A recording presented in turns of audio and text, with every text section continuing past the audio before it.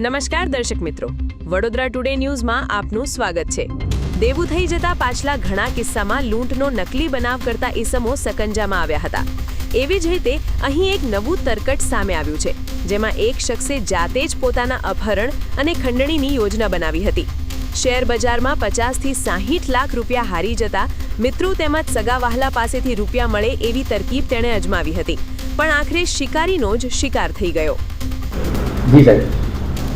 ગત તારીખ 12/6/2026ના રોજ ઉત્તરાણ પોલીસ સ્ટેશન વિસ્તારમાં જિગ્નેશભાઈ નામના એક વ્યક્તિની મિસિંગ કમ્પ્લેન્ટ દાખલ કરવામાં આવેલી।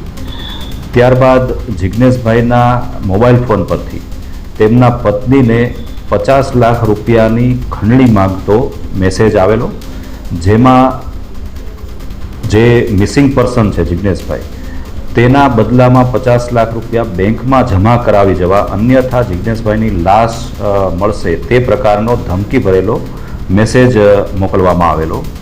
ઘટનાની ગંભીરતાને ધ્યાનમાં લઈ તાત્કાલિક ઉત્તરાણ પોલીસ ડી સ્ટાફ સહિતની તમામ ટીમો કામે લાગી ગયેલ અને ટેકનિકલ ઇન્ટેલિજન્સ તેમજ હ્યુમન ઇન્ટેલિજન્સના આધારે જે મેસેજ છે એ મેસેજ કરનાર વ્યક્તિ ઉજ્જૈન પાસે મધ્યપ્રદેશ ખાતે હોવાનું જાણવા મળેલું અને તાત્કાલિક ટીમો બનાવી ઉજ્જૈન ખાતે રવાના કરવામાં આવેલ।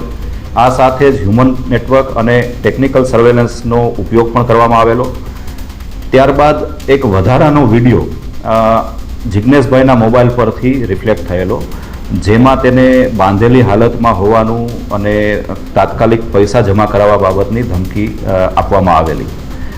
આ વિડીયોના આધારે હ્યુમન રિસોર્સિસના આધારે અને બાતમીદારોના નેટવર્કના આધારે આ વિડીયો ગોધરા ખાતે બનેલ હોવાની જાણકારી મળેલી।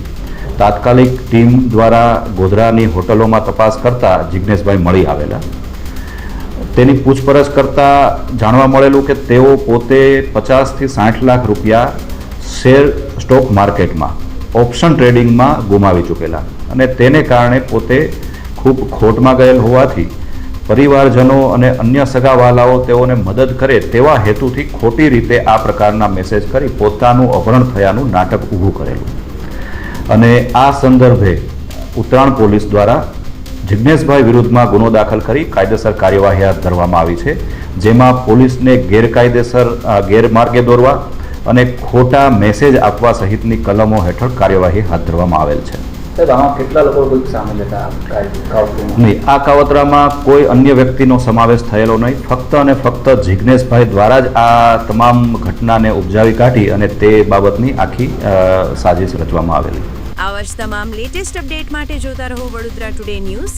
નવું વર્ષ એટલે કે વિક્રમ સંવત 2082ના શરૂઆતથી વડોદરા ટુડે ન્યૂઝ ચેનલના ગુજરાત રાજ્યના તમામ શહેરના, તાલુકા, જિલ્લાના દર્શક મિત્રોને ખાસ વિનંતી કે અમારા વડોદરા ટુડે ન્યૂઝના તમામ સમાચાર જોવા માટે હવે અમારા ફેસબુક, યુટ્યુબ, ઇન્સ્ટાગ્રામના પેજને લાઇક કરો, શેર કરો, સબસ્ક્રાઇબ કરો અને કોઈપણ સમાચાર અને જાહેરાત અને તમારા વિસ્તારમાં કોઈપણ જાતની ગેરકાયદેસર પ્રવૃત્તિઓ ચાલતી હોય અને ભ્રષ્ટાચારની પોલ ખોલવી હોય તો અમારા વોટ્સએપ નંબર 9687328624 અથવા તો 9687906224 પર સંપર્ક કરવા વિનંતી।